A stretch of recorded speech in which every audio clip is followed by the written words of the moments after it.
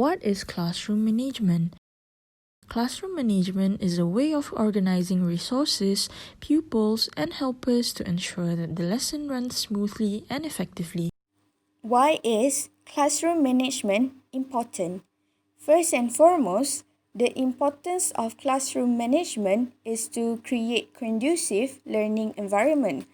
An effective classroom management skills can help teachers to create a favorable environment that will make all students have a sense of belongingness so that they will feel free to explore more learning opportunities within the boundaries and standards established by collaborated efforts between teachers and students.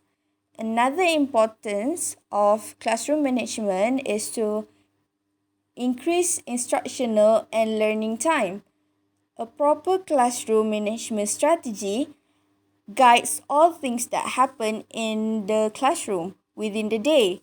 Without it, teachers will waste all the lesson period just trying to control and manage the behavior of one or a few of the students while the majority do not learn much. Besides that, increasing the students' achievements is also one of the importance of classroom management. An appropriate classroom management strategy will help students understand what is expected of them. Students will have a roadmap to follow, and this is always done with targets attached. In managing behavior in the classroom, teachers and students will always have to lay down rules, routines, and standards to govern behavior. Last but not least, the importance of classroom management is to create more active learners in the classroom. This is because students learn the best when they are comfortable with their surroundings, especially through strong student-teacher relationship. In order to know more about how teachers handle the students in the classroom, we have conducted a Q&A session with some teachers.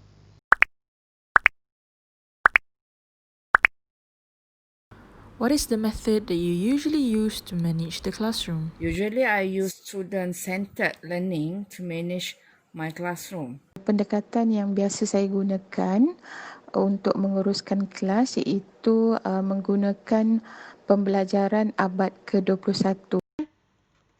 Exactly, I use peer teaching and discussion. Untuk tarik perhatian orang, untuk kontrol kelas. Setiap kali saya masuk satu-satu kelas tu, saya akan bawa satu bahan. Contohnya saya akan bawa kertas yang photostat, slide, kelatan akhbar. How do you deal with students that you don't like?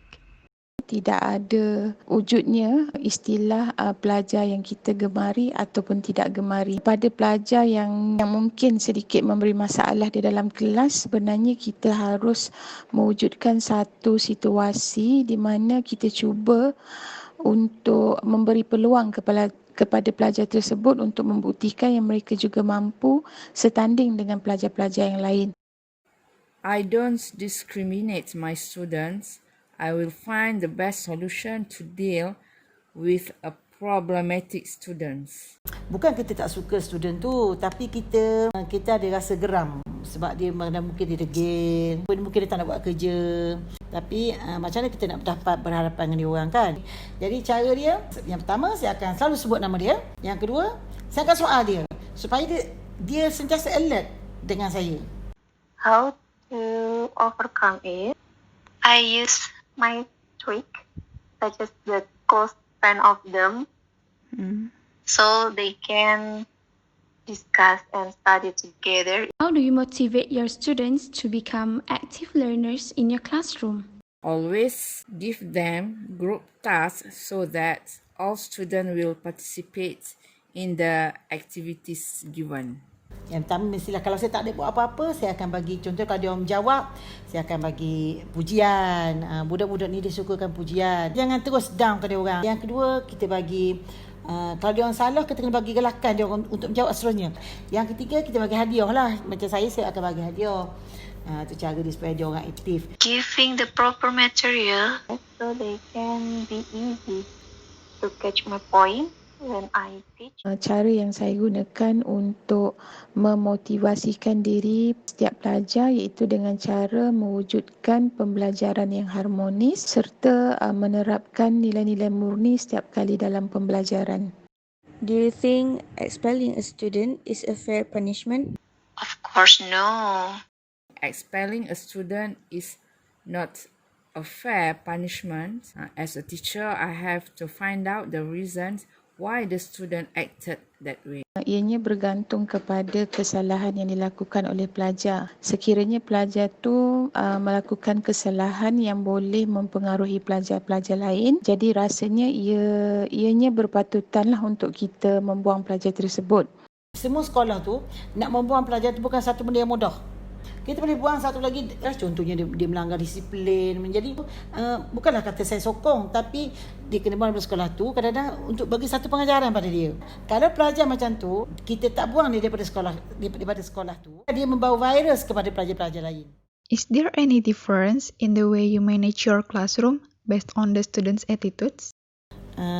Biasanya memanglah ada perbezaan berdasarkan perangai diorang, bising tak bising, berdasarkan kelas tu ramai ataupun tak ramai, dan berdasarkan kelas hadapan atau kelas belakang.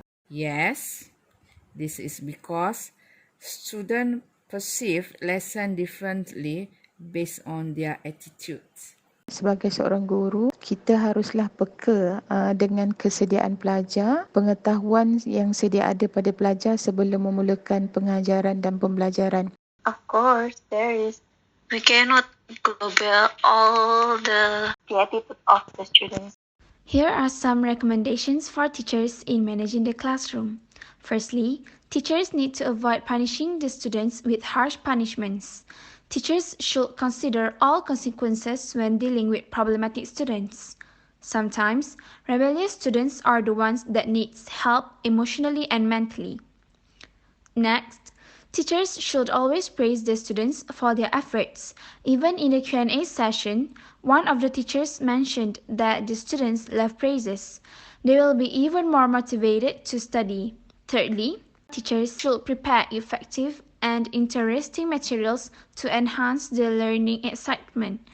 Teachers can easily take control of the class if proper materials are given out to the students.